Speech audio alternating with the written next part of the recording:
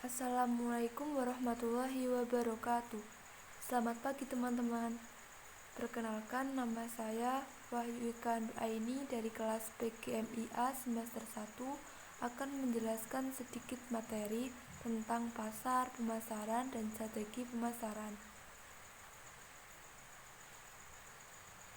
Apa itu pasar dan pemasaran?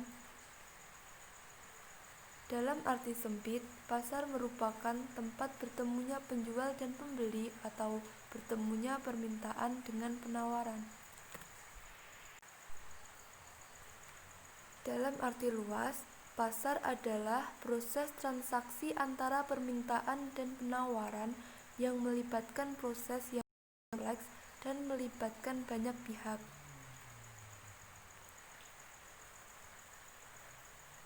Menurut ahli pemasaran dunia, Philip Kotler, pemasaran adalah suatu proses sosial dan manajerial dengan mana individu dan kelompok memperoleh apa yang mereka butuhkan dan inginkan dengan cara menciptakan serta mempertukarkan produk dan nilai dengan pihak lain. Dalam dunia usaha, pasar dan pemasaran merupakan dua sisi yang tidak dapat dipisahkan satu sama lainnya. Pasar dan pemasaran memiliki tingkat ketergantungan yang tinggi dan saling mempengaruhi satu sama lain.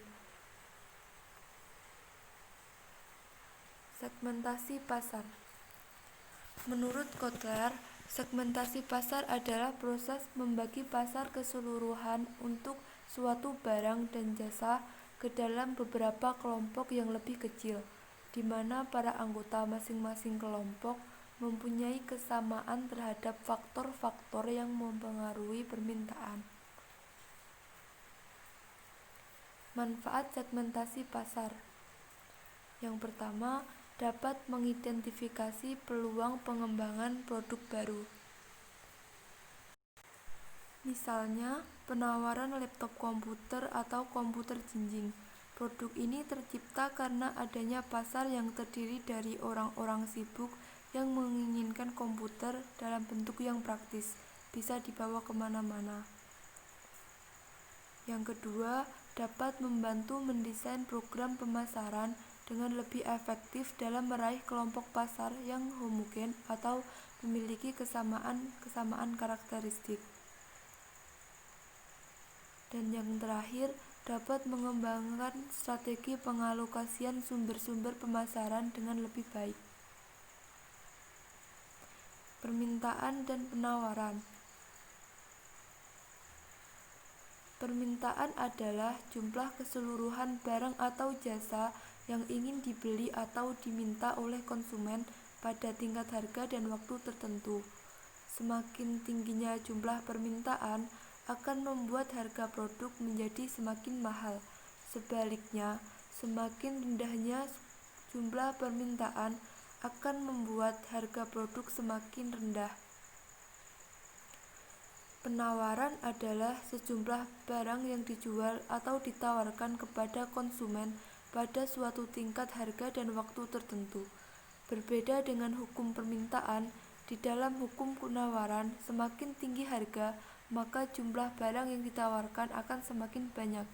Sementara semakin rendahnya harga barang, maka jumlah barang yang ditawarkan akan semakin sedikit.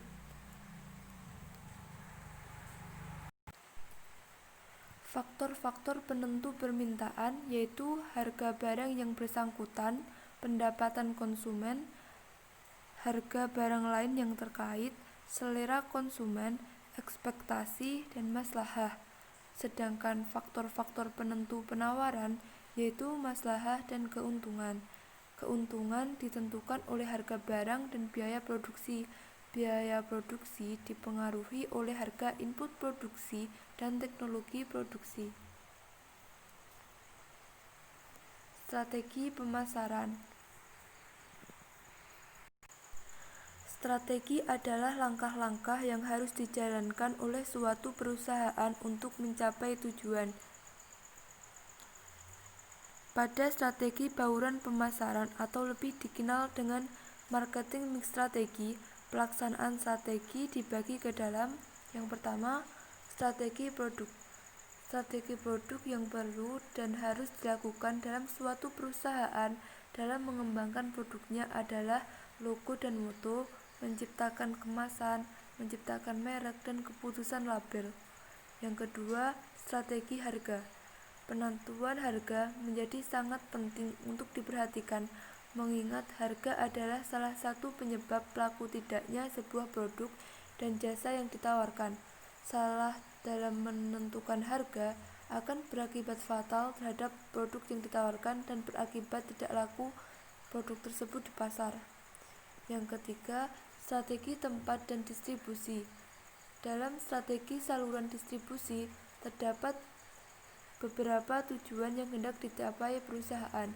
Strategi yang dijalankan tersebut akan memberikan banyak manfaat dalam berbagai hal, seperti melayani konsumen secara cepat, menjaga mutu produk agar tetap stabil, menghemat biaya, dan menghindari persaingan.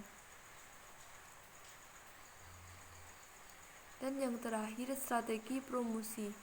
Salah satu tujuan promosi perusahaan adalah menginformasikan segala tujuan produk yang ditawarkan dan berusaha menarik calon konsumen yang baru. Paling tidak, ada 4 macam sarana promosi yang dapat digunakan oleh setiap perusahaan dalam mempromosikan produknya, baik barang maupun jasa. Keempat macam sarana promosi yang dapat digunakan adalah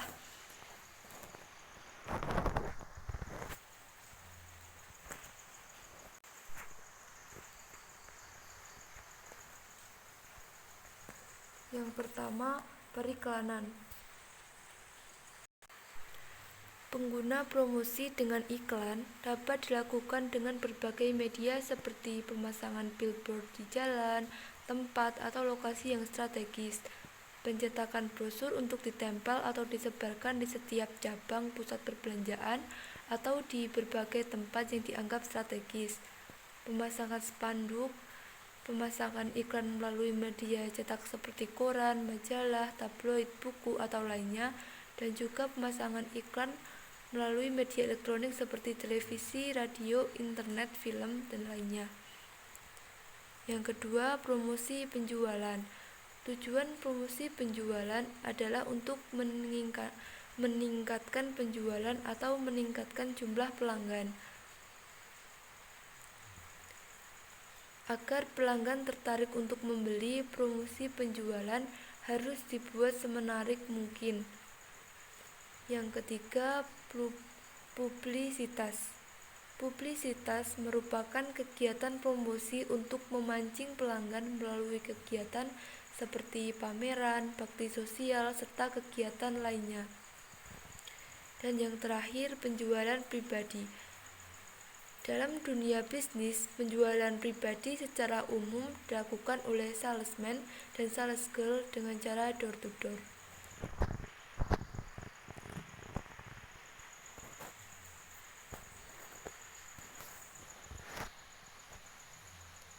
Sekian presentasi dari saya. Apabila ada salah, saya mohon maaf. Billahi taufiq wal hidayah. Wassalamualaikum warahmatullahi wabarakatuh.